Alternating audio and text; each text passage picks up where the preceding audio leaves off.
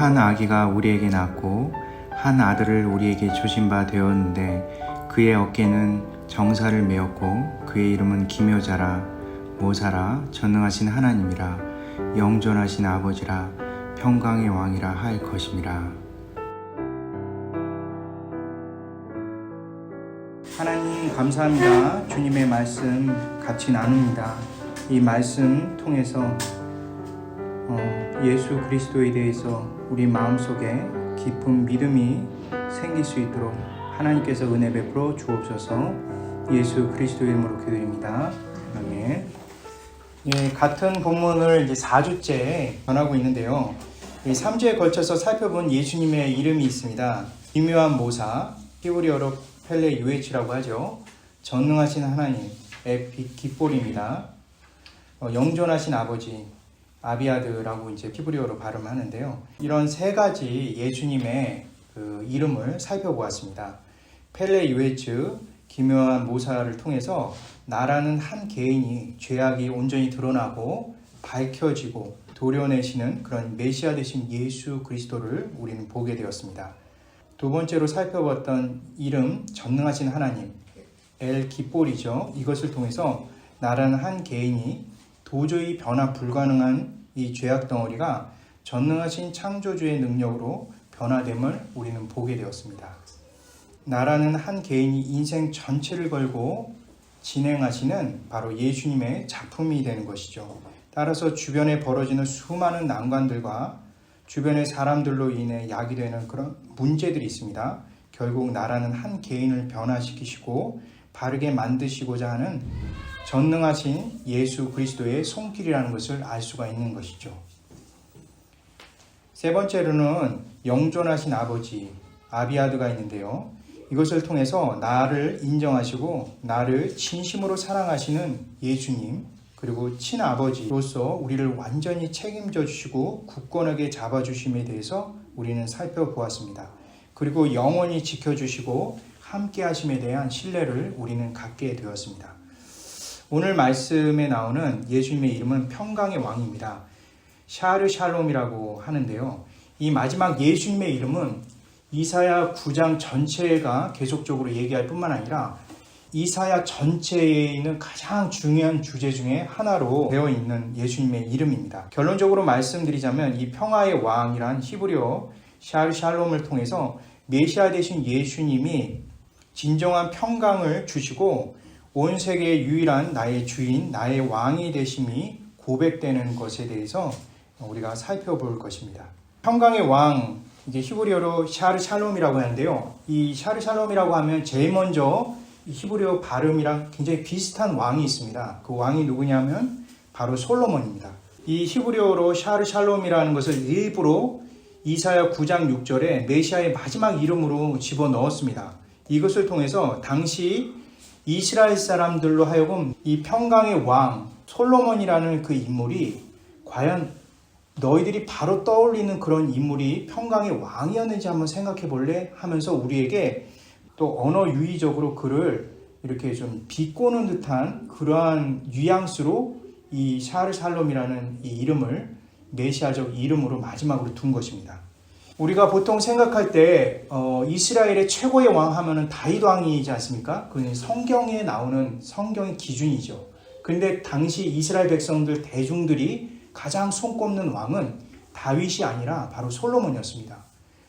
이스라엘이 처음 만들어지고부터 이 이사야 시대 때까지 가장 부국했고 가장 그 제국의 그런 모습을 띠고 있었던 때가 바로 솔로몬 시대였기 때문에 사람들은 향수를 하고 기억하고 있었던 것입니다. 하지만 이사야 9장 6절은 과연 옳은 왕이었는지 우리에게 이제 반문을 하고 있는 것이죠. 솔로몬에 대해서는 공과 사가 있습니다. 보통 솔로몬의 마지막 모습이 가장 잘못된 모습이지만 그래도 처음에는 참 잘했다 이런 것이 객관적인 평가로 보통 알려져 있습니다. 그래서 마지막 때 많은 이방 여인들, 이방 공주를 두어서 이스라엘에 이방 신들이 많이 들어오고 사당을 많이 지었던 것이 가장 큰 문제다 이렇게 사람들이 생각을 하는데요. 저는 그 문제만으로 보지 않습니다. 더 근본적인 문제를 좀 생각해 보았는데요. 솔로몬의 가장 큰 문제는 하나님의 지혜로 시작했고 그리고 사람의 지혜로 막을 내렸구나 하는 것에 대해서 좀 생각을 하게 되었습니다. 그의 가장 큰 문제는 하나님의 지혜를 구할 때는 하나님에 대한 믿음을 갖고 기도를 했지만 결국은 그는 마지막까지 하나님을 불신하는 왕이 되었던 것입니다. 사실 당시 솔로몬 시대는 가장 안정기였습니다.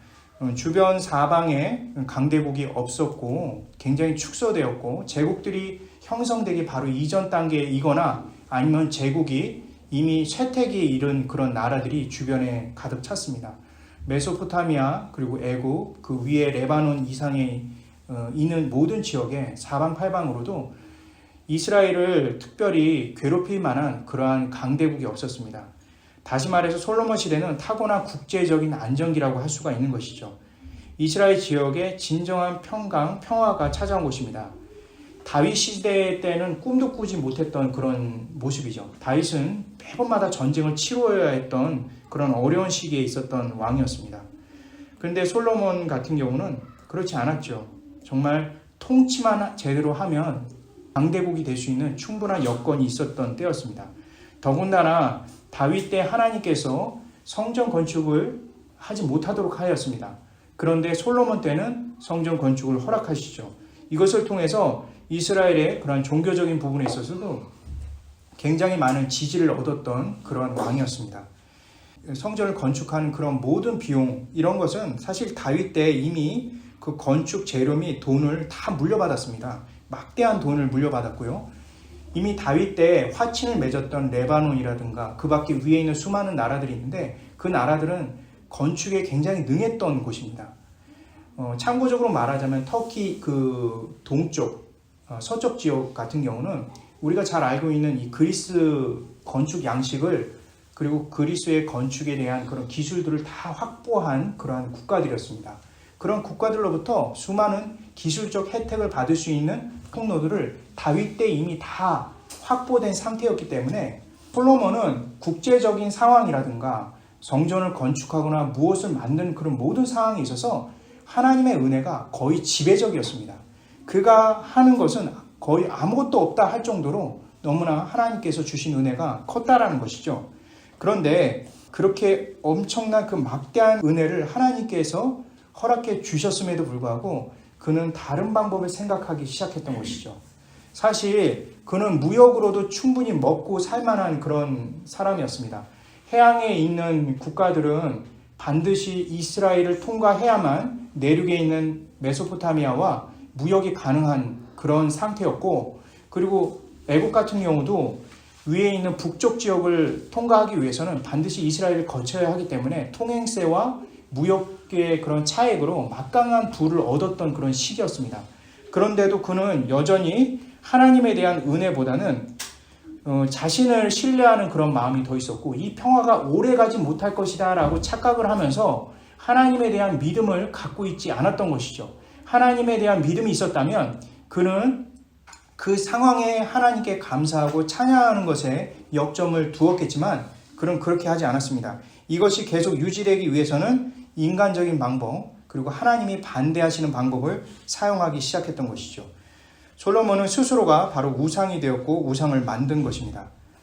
어떤 것을 미연에 방지하기 위해서 준비하는 것은 나쁜 것이 아닙니다. 가끔 보험을 들어야 되는지 말아야 되는지 이렇게 성도님들이 물어보기도 하는데 들고 안 들고는 그것은 본인이 갖고 있는 믿음과 상황에 맞게 하면 되는 겁니다. 중요한 것은 그 보험이 나를 보호해 줄 것이라 또는 그 보험이 나를 확실히 지켜줄 것이다 라고 생각하는 그 순간에 이미 보험은 나에게 우상이 되고 그것이 바로 모든 대비책의 완결이 되기 때문에 그렇습니다. 우리가 예수 그리스도를 구주로 믿는 그 신앙을 갖고 보험을 들고 하는 것이 무엇이 문제가 되겠습니까? 하지만 솔로몬 같은 경우는 그렇게 하지 않았습니다. 하나님에 대한 믿음으로 출발하는 것이 아니라 바로 인간 자신이 만든 새로운 바벨탑을 쌓았던 것입니다. 솔로몬이 첫 번째 했던 것은 막강한 병사들이죠. 열왕기상 9장 19절에 보게 되면 솔로몬이 병거, 전차 성과 마병성을 건축했습니다. 이 병거라고 하면은 그 당시에 싸움이라는 것이 사실 청동기에서 철기로 넘어갔던 시기였기 때문에 이렇게 다양하지 않았습니다. 이제 말을 타고 이렇게 싸우는 것은 그렇게 오래되지 않았어요. 그런데 그것을 오랫동안 숙달했던 국가들이 몇몇 있죠. 그 중에서 애굽이 굉장히 그런 것들을 잘 제작을 했습니다. 그런데 그러한 것들을 대거 많이 수입을 한 거죠. 얼마나 많이 있었기에 아예 마병성을 하나 만들어야 할 정도로요. 역대하 9장 25절에 보게 되면 병거를 매는 말의 외양간이 4,000개가 됐다는 겁니다. 말 하나의 외양간 하나가 아닙니다. 많은 말들이 있는 그 외양간이 4,000개가 되는 겁니다. 그러니까 마병 하나를 끌기 위해선 보통 이제 4말 또는 8말 또는 16개 이렇게 보통 말을 이렇게 달리게 했습니다. 그래서 빠르게 움직이거나 천천히 움직이거나 그런 말의 숫자에 의해서 그렇게 했는데 말들을 많이 키웠다는 것은 전쟁을 얼마나 확실히 대비했는지를 우리는 알 수가 있는 것이죠. 거기다가 전문적으로 마차를 움직일 수 있는 마병을 12,000명을 둔 겁니다. 당시 이스라엘 사람들이 이런 정도의 마병을 움직일 수 있는 그런 사람이 없을 거라는 것이 학자들의 대부분 의견입니다. 따라서 애굽이나 이런 데에 용병을 수입해 갖고 와서 이것들을 했다라는 것도 우리가 짐작해 볼 수가 있는 것이죠. 그만큼 평화가 하나님의 은혜에 의해서 이루어졌다는 것에 대한 믿음이 없었던 거죠. 그냥 이웃에 있는 제국들이 하는 것과 똑같은 짓을 지금 솔로몬은 하고 있는 것입니다. 더군다나 솔로몬은 외교적으로도 더 확장할 필요가 있었던 것이죠.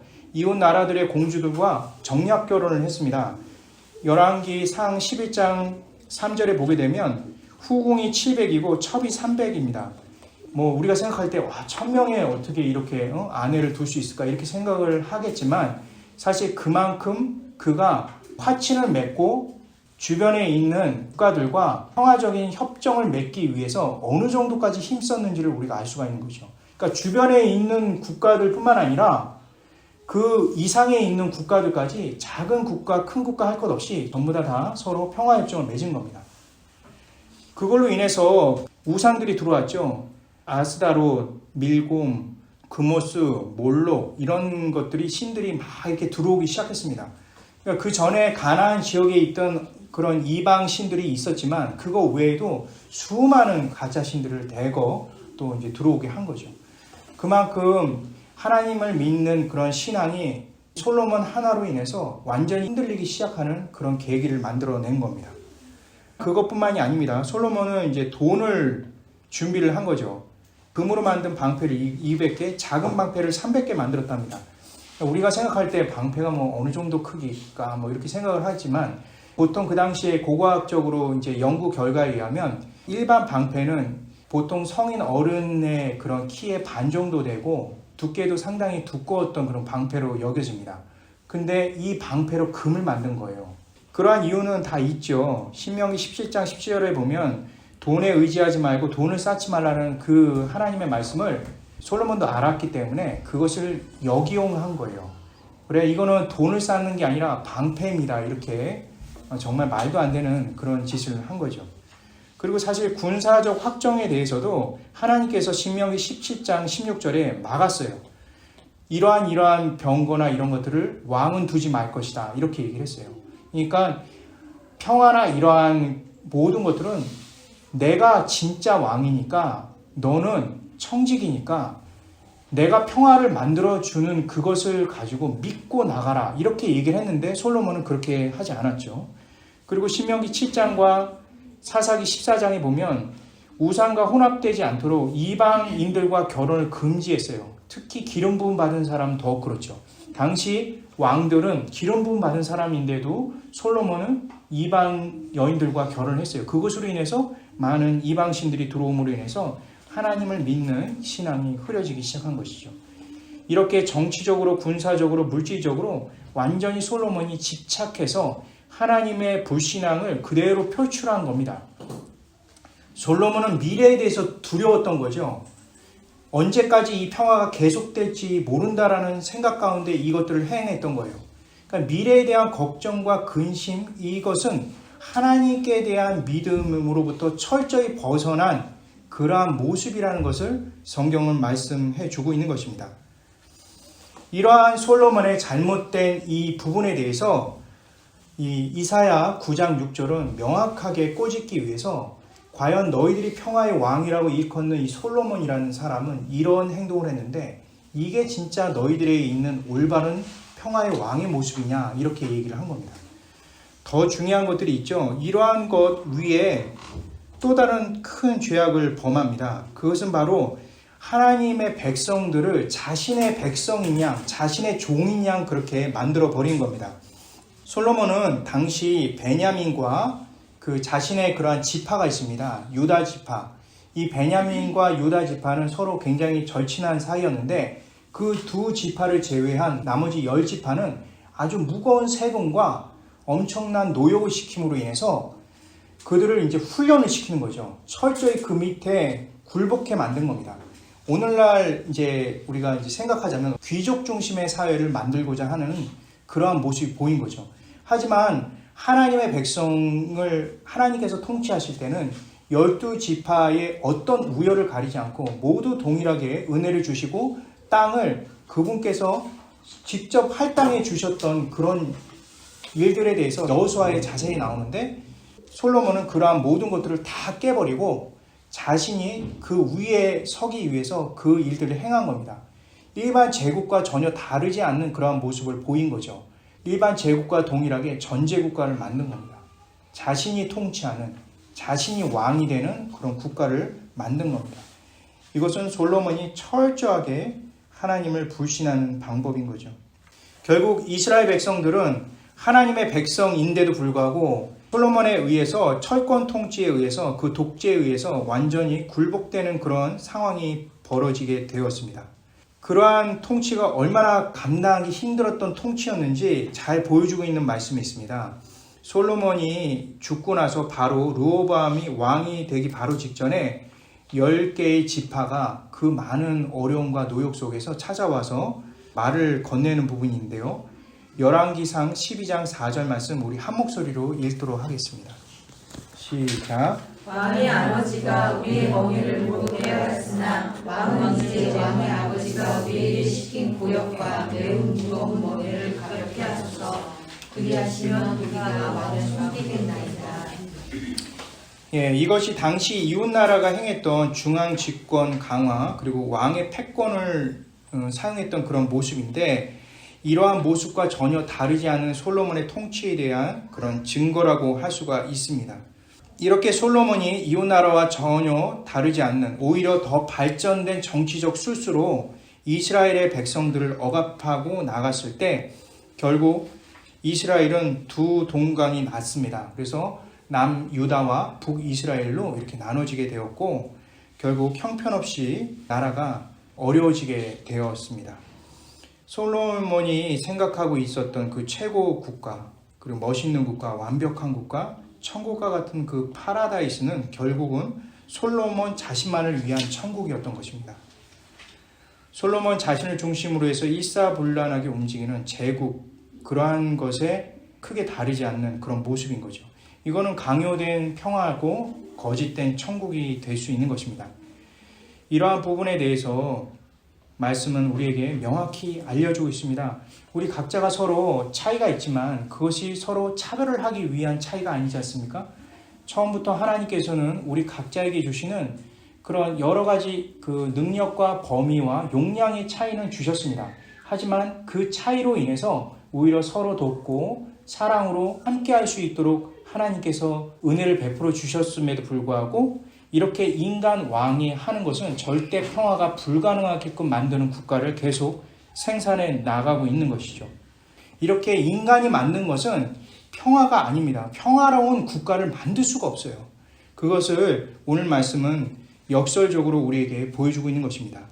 오직 진정한 평강을 주실 수 있는 분은 메시아 대신 예수 그리스도밖에 없다는 것을 말씀은 우리에게 보여주고 있는 것이죠. 평강의 왕이라고 하는 것이 그 샤르 샬롬이라고 하는데요. 이거를 풀이하자면 왕이 이루는 평강입니다. 왕이 이루는 평강이에요. 그래서 이 메시아가 이루는 평강 외에는 다른 것은 불가능하다라는 것을 우리에게 보여주고 있는 것입니다. 평강은 사람이 이룰 수 있는 것이 아니라 바로 메시아만 이룰 수 있다는 것을 보여주고 있는 말씀인 것입니다. 이 가짜 평강에 대해서 이사야 48장, 57장, 59장에 나오는데요. 이런 것들은 대부분 인간의 추악한 평강을 보여주고 있다면 이사야 26장, 48장, 66장에는 바로 메시아가 만든 진정한 평강이 무엇인지를 보여주고 있습니다. 여기서 나오는 진정한 평강은 바로 무엇이냐? 바로 하나님을 믿는 신앙을 의미하는 것입니다. 하나님 믿는 신앙만이 이 세상에 진정한 평강, 평화가 올 수 있다라고 말씀을 우리에게 전해주고 있는 것입니다. 그렇다면 메시아가 만든 진정한 평강이란 무엇인지, 어떻게 이 메시아는 이러한 평강을 만들 수 있는지에 대해서 말씀을 통해서 우리가 살펴보도록 하겠습니다. 이사야 53장 7절에서 10절 말씀 우리 한 목소리로 읽도록 하겠습니다. 이사야 53장 7절에서 10절입니다. 시작. 그가 분노를 당하여 괴로울 때에도 그의 입을 열지 아니하였으며 마치 노수장으로 끌려가는 어린 양과 흙없는 자 앞에서 잔잔한 양같이 그의 입을 열지 아니하였도다. 그는 곤욕과 신문을 당하고 끌려갔으나 그 세대 중에 누가 생각하기를 그가 살아있는 자들의 땅에서 끊어짐은 마땅히 형을 받을 때를 성령의 혼돈이라 하시지요. 그는 강포를 행하지 아니하였고 그의 입에 거짓이 없었으나 그의 운명이 아비네와 함께 있었으며 그가 죽은 후에 부자와 함께 있었도다. 여호와께서 그에게 상함을 받게 하시기를 원하사 기도를 당하게 하셨은즉 그의 영혼을 속건제물로 드리기에 이르면 그가 신을 보게 되며 그의 날을 드리고 싶고 또 그의 성으로 여호와께서 기뻐하시는 뜻을 성취하리로다. 아멘. 예, 이사야 53장이 바로 오실 메시아가 어떻게 평화를 주실지에 대한 내용이 자세히 나와 있습니다. 하나님을 믿는 신앙이 되도록 이 평강의 왕이 어떻게 하신지가 자세히 나와 있는데요. 이사야 53장 7절에 보면 그가라고 나오고요. 계속 그라고 나오는데 그 그가 바로 누구냐면 바로 이사야 9장이 나오는 바로 메시아, 즉 예수 그리스도를 말을 하고 있는 것입니다. 메시아 되신 예수님이 바로 7절에서는 어린 양으로 비유되어 있습니다. 이 어린 양 되신 메시아가 아무 저항 없이 백성들의 허물과 죄에 형벌을 대신 받는 장면이 바로 묘사되어 있는 것이 이사야 53장 7절부터 10절까지 나오는 내용입니다. 특별히 53장 10절에 보면 속건 제물이라고 나옵니다. 이게 히브리어로 아슈함인데요. 이것은요 레위기 5장부터 7장까지 나오는 그러한 속죄제와 속건제에 대해서 이렇게 차이가 나오긴 하지만 여기 53장에 나오는 이 속건제는 이 두 가지 제물이 다 되신다라는 그 내용을 갖고 있는 것입니다. 참고적으로 속건제와 속죄제에 대해서 제가 잠깐 설명을 하자면요. 어떤 죄가 있잖아요. 우리 마음속에 이런 죄가 밖으로 표출돼서 실제적으로 다른 사람을 해하거나 문제를 일으키는 그런 죄를 가리키는 것이 하나가 있고요. 또 하나는 우리 마음속에 그 죄가 형성될 수 있는 기본적인 가장 베이직, 가장 마음속에 근본적인 죄를 의미하는 것이 하나가 있습니다. 이 두 가지를요, 전부 다 예수님께서 어린 양이 돼서 제물이 되시겠다 이렇게 나온 겁니다. 만약에 그냥 우리 마음에 있는 근본적인 죄만 없애겠다 하면은요, 우리가 어떤 행동에 대해서 더 열심히 노력해야만 죄를 짓지 않아야만 되는 것으로 우리가 생각할 수 있지만 예수님께서는 그렇게 말씀하지 않았습니다. 죄의 결과물까지도 내가 다 십자가에 지겠다라고 이 53장에 있는 그 말씀은 우리에게 분명히 알려주고 있는 것입니다. 예수님께서 어린 양이 되어 그 두 가지 제물로 모두 돌아가심으로 인해서 우리는 더 이상 죄에 대해서 무관한 자라는 것을 말씀은 우리에게 보여주고 있는 것이죠. 이거를 가리켜서 요한복음 1장 29절에 세례 요한이 이렇게 표현되어 있죠. 우리 세례 요한이 말한 요한복음 1장 29절 우리 한 목소리를 읽겠습니다. 시작. 이튿날 요한이 예수께서 자기에게 나오심을 보고 이르되 보라 세상 죄를 지고 가는 하나님의 영광이었다. 세례 요한은 이사야 53장 7절의 말씀을 그대로 인용한 것입니다. 예수님을 보고 나서 속죄제, 속건제를 다 제물이 되실 예수님을 본 거죠. 세상에 있는 죄의 근본이 되는 그 뿌리, 그리고 죄의 결과물 것까지 이 어린 양 되신 예수님이 다 짊어지고 가신다는 것을 의미해 주는 것입니다. 진정한 평강의 왕이라는 것은 위에서 군림하는 것이 아니라 우리에게 진짜 평강을 줄 수 있는 그것이 무엇인지를 정확히 알고 그것을 위해서 그분께서 온전히 자신의 몸을 사지를 찢어 우리를 구원하시는 것을 가리켜 바로 평강의 왕이라고 할 수 있는 것이죠. 이것이 바로 이 신앙이야말로 우리가 믿어야 할 정말 중요한 그러한 신앙인 것입니다. 우리가 하나님의 백성, 우리가 신앙인이라고 한다면 적어도 이 예수 그리스도의 대속에 대한 확실한 믿음을 갖고 우리의 근본적인 죄와 그리고 죄의 결과물까지 다 갖고 가시는 주님에 대해서 우리가 깊이 있게 감사하며 살아갈 수 있음을 우리는 늘 기억해야만 하는 것입니다. 결론을 나누겠습니다. 이사야 52장 7절 말씀 읽겠습니다. 좋은 소식을 전하며 평화를 공포하며 복된 좋은 소식을 가져오며 구원을 공포하며 시온을 향하여 이르기를 내 하나님이 통치하신다 하는 자의 산을 넘는 발이 어찌 그리 아름다운가. 평강의 왕 되신 그분께서 우리를 위해서 돌아가시는 그 길이 얼마나 아름다운가. 정말 고난과 고통의 그 길임에도 불구하고 이사야 이 말씀에서는 그 길이야말로 진정한 아름다운 길이라는 것을 우리에게 알려주고 있는 것이죠. 세상은 여전히 이 솔로몬과 같은 그러한 방법이 세상에 평화를 준다라고 생각하지만 진정한 평화는 바로 예수 그리스도 한 분밖에 없습니다.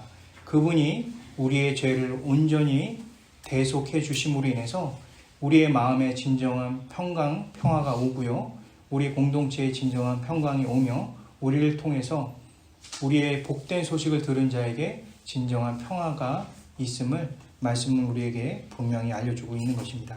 세상에 있는 가짜 평화, 가짜 왕을 의지하지 마시기 바랍니다. 세상의 화평에 현혹되시지 마시기 바랍니다. 돈과 권력과 세상의 욕심에 찌든 그 가짜 평화가 아닌 바로 예수 그리스도께서 온전히 구원하심으로 진정한 평화를 이루시를 바로 왕이 되심에 대해서 우리는 믿고 살아가는 그러한 신앙이 됐으면 좋겠습니다. 제가 기도하겠습니다. 사랑과 은혜가 풍성하신 하나님 감사드립니다. 하나님 진정한 평화, 평강이 어디에서부터 시작됩니까? 바로 예수 그리스도 나의 주, 나의 하나님으로부터 시작이 됩니다. 주님께서 나의 죄를 온전히 대속해 주심으로 진정한 평화, 평강이 시작되었습니다. 하나님 그 사실을 늘 잊지 않게 허락하여 주옵소서. 평화로운 저희의 마음속에 귀한 교회 공동체를 허락해 주셨사오니 이곳에 평강의 공동체가 될 수 있도록 허락하여 주옵소서. 그 어느 누구도 위에 있거나 아래에 있는 것이 아니라 함께 주님을 사랑하고 또 주님 안에서 함께 기뻐할 수 있는 귀한 공동체가 되게 허락하여 주옵소서. 이 공동체가 함께한 귀한 지체들이 세상을 나갈 때 세상에도 진정한 평화를 전할 수 있는 복된 주님의 일꾼 되게 허락하여 주옵소서. 예수 그리스도 이름으로 기도합니다. 아멘.